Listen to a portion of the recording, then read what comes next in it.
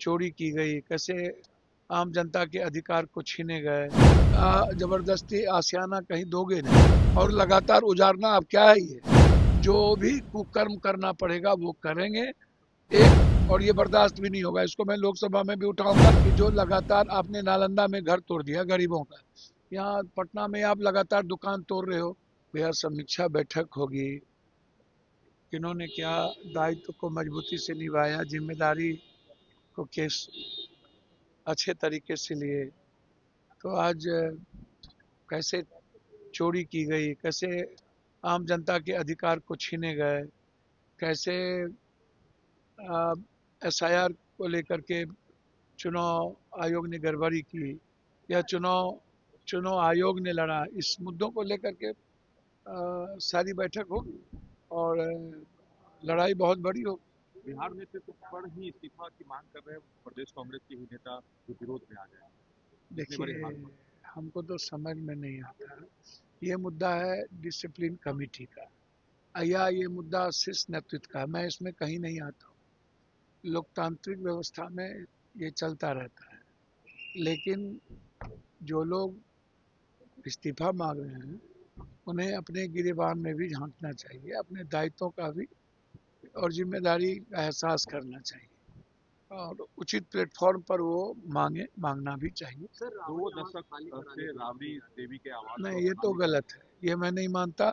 ये लगातार बिहार में गरीबों का आशियाना, जिन लोगों ने कहते हैं वोट दिए, दुकानदारों को तोड़ा जा रहा है। पहले इधर देखो भाई, दुकानदारों को तोड़ा जा रहा है, दुकानदारों को मारा जा रहा है, जबरदस्ती आशियाना कहीं दोगे नहीं, कहीं जमीन दोगे नहीं, कहीं आप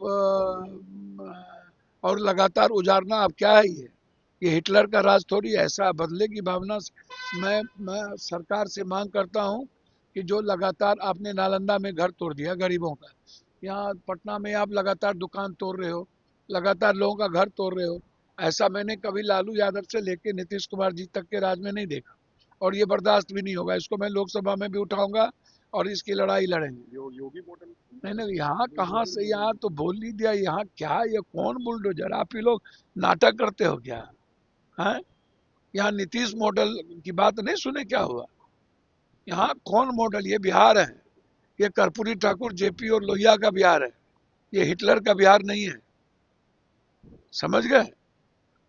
ये बुलडोजर का एक्शन ज्यादा बढ़ गया, आप इसके मान रहे हैं। हमको तो कुछ नहीं, सवाल ही नहीं उठता, कहीं कुछ नहीं।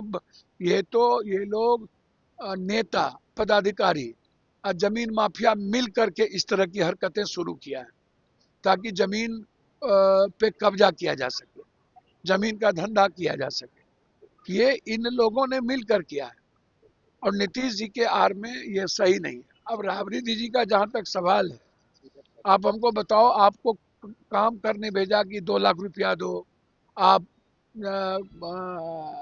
फैक्ट्री लगाओ, आप भ्रष्टाचार खत्म करो, लगातार मर्डर हो रहा है, 12-12 गोली मार दिया गया एक आदमी को मधेपुरा में, तो लगातार मर्डर हो रहा है, उस पर बात नहीं करोगे?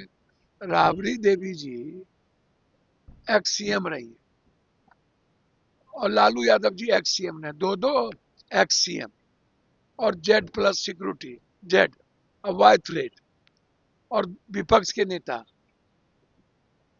तो आते ही ऐसी कौन सी राजनीतिक बदले की भावना शुरू, ये कौन बर्दाश्त करेगा? ये कतई बर्दाश्त नहीं होगा। ना तो गरीबों का आशियाना उजरने देंगे, और ना ही राजनीतिक प्रतिद्वंदता के साथ इनको कोई कार्य करने देंगे। ने भी कह दिया कि खाली नहीं करेंगे। भैया मैंने आपको कहा ना, कोर्ट जाएंगे, जो जरूरत पड़ेगी करेंगे, लेकिन इस तरीके से पॉलिटिकल भावनाओं से ग्रसित होकर, ये नीतीश जी ने कभी ऐसा नहीं किया। कौन है इसके पीछे, इसको नीतीश जी को देखना चाहिए, और इससे गरीबों में आक्रोश है, और इस तरह की किसी भी कृत्य का हम विरोध करें। सर, संसद में अब जय हिंद और वंदे मातरम नारे पर प्रतिबंध की बात कही जाती है। अच्छा, एक बात बताइए, कोई नारा, सब स्वतंत्र, अपना अपना नारा सब लगाए। हम जय मानवतावाद का नारा लगाते हैं, इंसानियत का नारा लगाते हैं। जो स्वतंत्रता किसी की नहीं छीननी चाहिए। कोई जय भीम लगाएगा, कोई नमो बुद्धाय लगाएगा, अंबेडकरवादी सोच से ही आप देश का डेवलप कर सकते हैं। लोकतंत्र और संविधान की रक्षा के लिए जो भी कुकर्म करना पड़ेगा वो करेंगे। 1 तारीख से सदन में ये मुद्दा उठेगा और हम ऐसी किसी भी फालतू बातों पे नहीं जाएंगे कि वो नारा, सबको नारा लगाने की स्वतंत्रता है और किसी की हाँ, किसी जाति धर्म मजहब को ठेस ना पहुंचे। अब ये कौन है, रामभद्रा विभद्रा, वो बोल दिया सोनिया गांधी माप इस तरीके से टिप्पणी और बोल दिया कि अरे भैया विश्व गुरु तब ना बनेगा जब एक एक घर पढ़ लेगा। और जब इकोनॉमी हम अफ्रीका से भी नीचे आ गए, 100 रुपया और 150 रुपया वैल्यू है, इस पर बात ही नहीं करेगा वो। हमारी इकोनॉमी पर बात करो ना कि दुनिया में इकोनॉमी सस्टेन कैसे होगा। और एक आदमी बोल दिया आरक्षण खत्म करो, खत्म करिए, सब जात का एक दूसरे जात में शादी ब्याह शुरू करिए। हिंदू में जितना Dalit, ST, SC, EBC, OBC, upper caste, backward, forward सब खत्म करिए। और जिसकी जितनी जनसंख्या भागीदारी कर दीजिए। मंदिर, मस्जिद, गुरुद्वारे, चर्च से कोई देश तरक्की किया है क्या? देश तरक्की किया इकोनॉमी से, तो इसीलिए वो सब नहीं चलेगा। भैया बीएलओ की मौत डेंजरस है, इस पर इंक्वायरी की जरूरत है। और ऐसे एसआईआर जो जबरदस्ती बिना समय दिए किया जा रहा है, इसमें चोरी का प्रावधान ज्यादा है।